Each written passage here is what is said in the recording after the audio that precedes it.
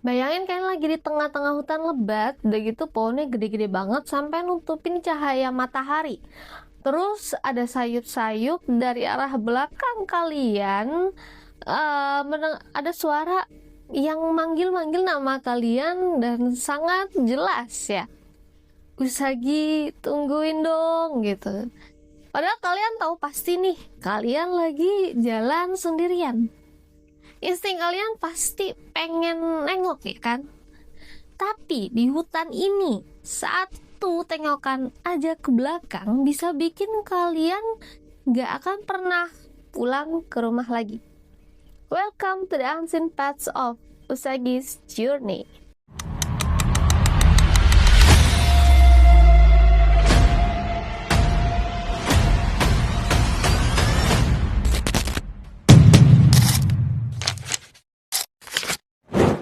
Hai Jones, balik lagi nih. Welcome back bareng aku Usagi. Kalau ngomongin tempat angker di Indonesia, daftarnya tuh emang panjang banget ya.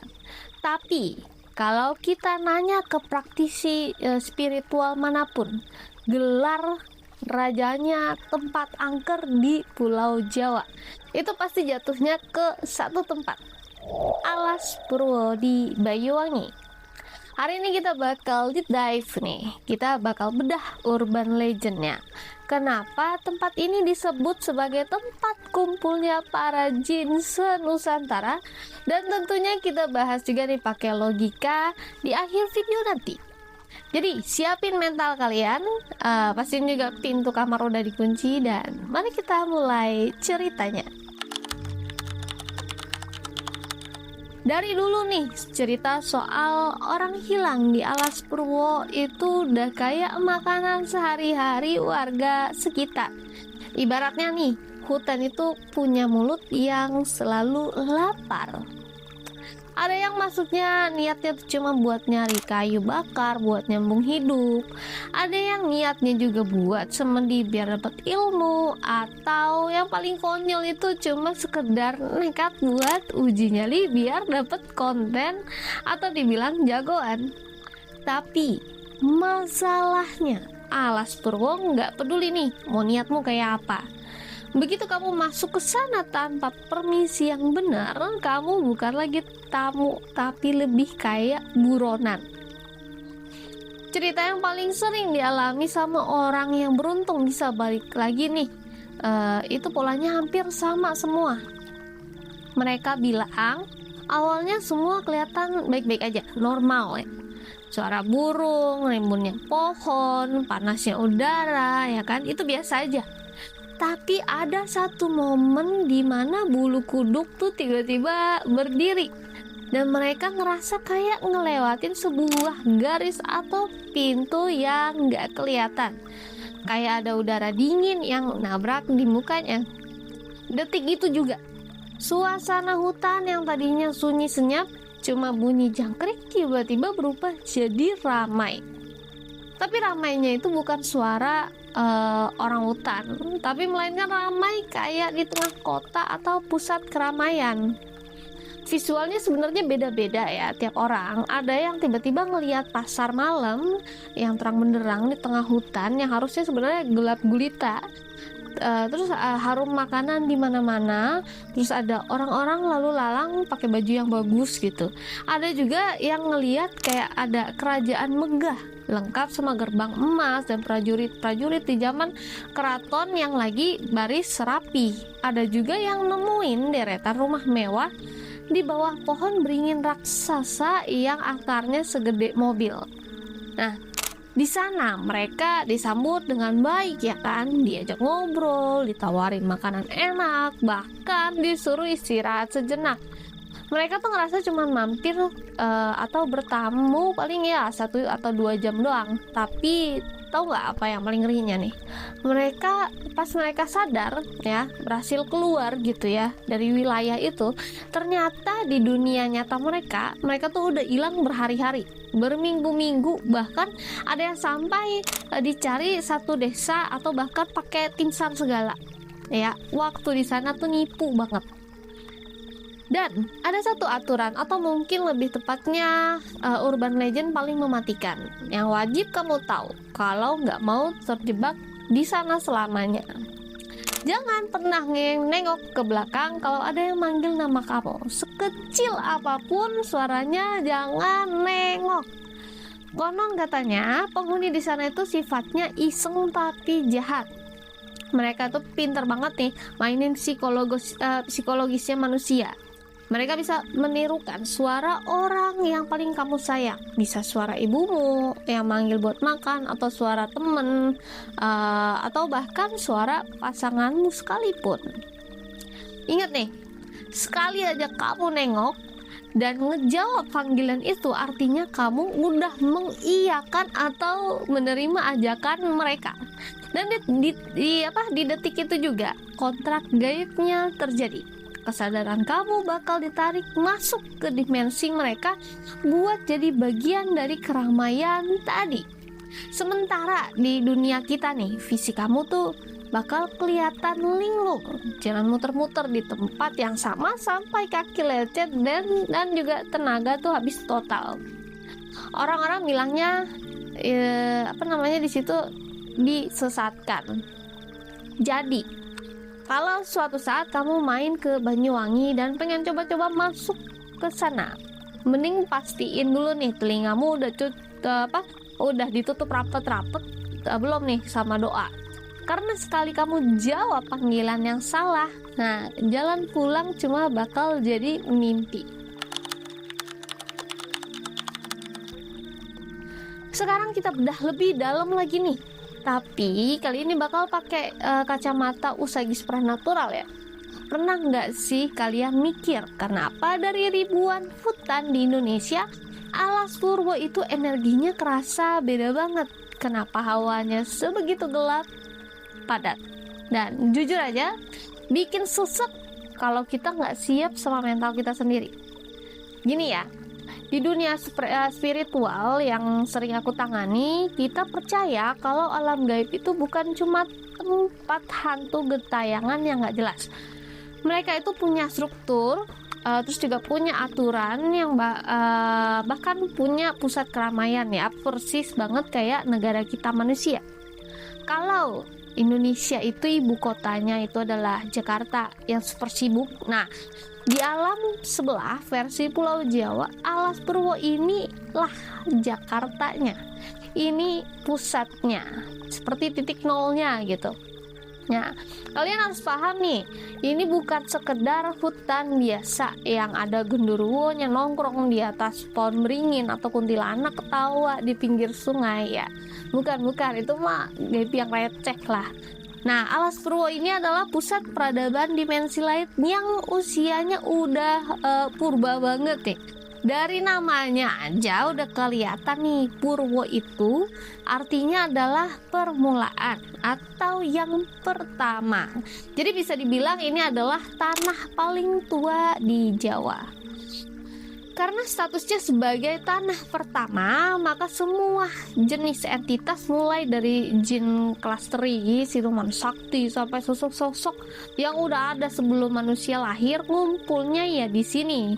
Kerajaannya itu luar biasa besar. Luasnya mungkin ngelewatin batas hutan yang kita lihat secara fisik. Jadi bayangin nih, kalian itu lagi jalan di atas tanah yang isinya pejabat-pejabat dunia sebelah. Logikanya gini deh, bayangin nih, kamu itu orang asing tiba-tiba masuk nerobos ke pusat ibu kota negara orang tanpa paspor, tanpa izin. Terus di sana tuh kamu petantang petenteng, teriak-teriak gak jelas ya kan. Ya jelas bakal langsung diciduk lah sama penjaganya ya kan. Nah, di Alas Purwo juga begitu. Mereka itu tuan rumah yang sangat menjaga wilayahnya. Makanya syarat mutlak kalau mau selamat main ke tempat yang energinya tuh seberat dan sepadat ini nih, cuma 3 ya: jaga hati, jaga mulut, dan juga jaga pikiran. Jangan pernah ngeremehin 3 hal itu, karena di sana apa yang kamu batin itu kedengaran jelas sama mereka, karena mereka kan mengerti bahasa batin manusia. Banyak orang yang celaka karena ngerasa hebat ya kan, jumawa gitu. Kalau kamu masuk ke sana dengan bawa pikiran yang sombong kayak mana ada setan, gue nggak takut gitu. Itu sama aja tuh kamu kayak lagi nantangin satu batalion prajurit gaib. Atau yang paling bahaya, kalau kamu masuk dengan pikiran kosong karena lagi banyak utang, galau, putus cinta, atau lagi depresi, itu bahaya banget ya. Kenapa? Karena saat pikiranmu kacau atau sombong, aura perlindungan alam atau pagar yang ada di badan kamu itu hancur, kayak bolong-bolong. Nah, pas itulah entitas yang di sana bakal dengan gampang masuk dan memanipulasi pandangan mata kamu. Kamu tuh bakal ngelihat nih pohon-pohon besar kayak jalan raya yang lurus, atau ngelihat jurang malah kayak hamparan rumput yang empuk buat tidur-tiduran. Ya, begitu kamu melangkah, ya sudah, kamu udah pindah ke sisi dimensi mereka. Jadi, hormati nih alamnya, ya. Terus juga tata juga hatinya sebelum ke sana. Jangan sampai niatmu yang awalnya cuma mau jalan-jalan malah berakhir jadi penghuni tetap di ibu kota yang nggak kasat mata itu. Serem ya kan? Oke. Cerita tadi emang udah bikin merinding disco ya kan? Tapi sekarang kita rem dulu sebentar. Tarik napas dulu nih ya. Mari kita bedah fenomena ini pakai akal sehat dan juga logika. Kenapa sih secara teknis banyak banget orang yang bisa hilang atau cuma muter-muter di situ sampai berhari-hari? Kalau kita lihat dari kacamata geografis dan sains ya, Alas Purwo itu bukan sekedar kumpulan pohon biasa. Ini adalah hutan hujan tropis dataran rendah yang tipenya sangat-sangat lebat. Ya, jadi kayak kanopi atau atap di pohon di sana itu rapet-rapet banget gitu. Saking rapetnya sinar matahari itu susah banget buat nembus sampai ke permukaan tanah.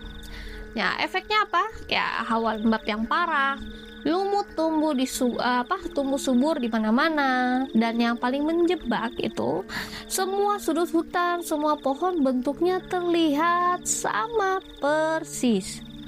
Nah, coba bayangin nih, sekarang kamu ada di tengah-tengah itu. Ketika manusia jalan di dalam hutan yang semua arahnya kelihatan identik tanpa bawa GPS atau kompas atau bahkan tanpa sinar matahari buat patokan arah, otak kita tuh otomatis bakal ngalamin yang namanya kehilangan orientasi. Kamu tuh bakal bingung, mana utara, mana selatan, mana jalan pulang ya kan? Begitu otak kamu sadar kalau kamu tersesat, tubuh kamu tuh bakal ngasih respons alami yang namanya panik. Nah, dan panik itu adalah musuh nomor 1 dalam hutan.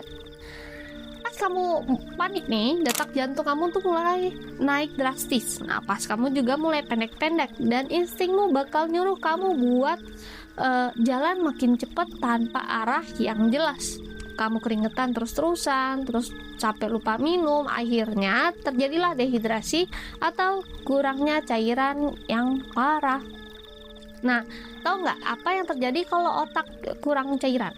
Aliran darah ke otak jadi kacau, dan hasilnya ya kamu mulai halusinasi, kamu bakal dengar suara-suara yang sebenarnya tuh nggak ada, atau mata kamu tuh mulai ngelihat bayangan pohon yang bergoyang-goyang seolah itu adalah wujud manusia yang lagi ngelambai-lambai ke arah kamu. Ya, secara medis itu sebenarnya itu murni gangguan persepsi karena kondisi fisik yang lagi ngedrop gitu. Ini dia poin pentingnya nih ya. Disinilah konsep mistis logis ya Laus Sagi bekerja. Panik dan halusinasi itu emang kondisi fisik ya, tapi itu bener banget secara sains ya.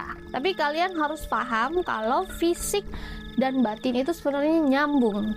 Secara fisik kamu drop total nih saat mental kamu dicekam ngerasa ketakutan yang luar biasa. Jadi perisai aura atau pagar gaib di tubuh kamu tuh melemah drastis.